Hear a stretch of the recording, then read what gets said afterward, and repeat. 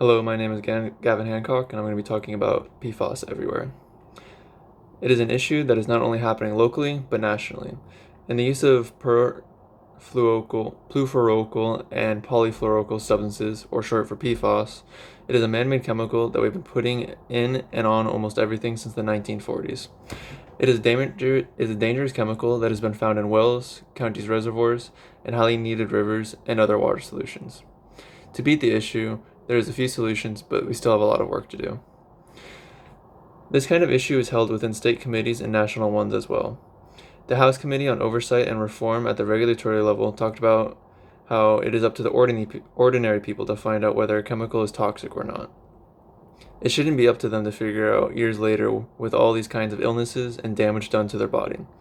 In the committee, they said it was working backwards and it needs to be changed, saying that there should be tests done with the chemicals to see if there's no harm to the consumer to begin with.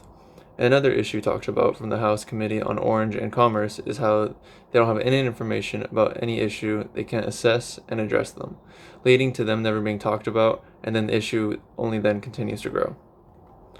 What caused this problem is our use of chemicals on almost everything and anything.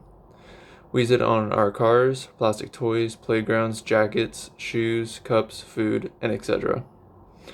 The chemicals used on these get leaked out of factories and fall off the items produced with these chemicals, and then get on the ground and water, which eventually get into our rivers and our water supplies.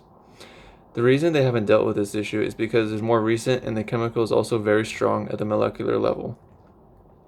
Combining carbon and fluorine, they can create a very strong bond that makes it hard for anything to break it or get through it.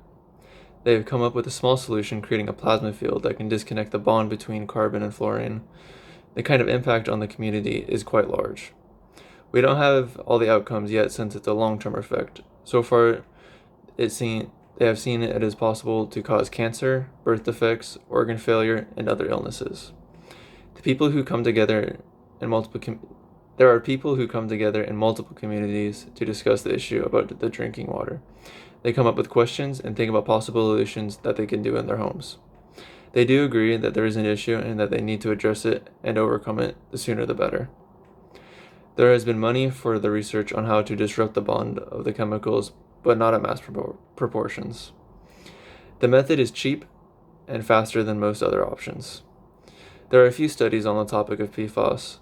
The research talks about how PFAS is on what items and how it gets into our soil and water, which we then consume. Those solutions for PFAS are mostly the checks of companies to stop using the chemicals. Sadly, many states haven't even come up with a policy to stop the usage of PFAS or ban it. Other counties have addressed the issue and managed to ban the chemical. They also have the same solutions: the check on companies using PFAS and the plasma cloud. Just getting a machine to do this would cost over $6,000, and it's not very fruitful either. The Reynolds Environmental Group and the Environmental Protection Agency offer grants and are trying to attack the issue as well.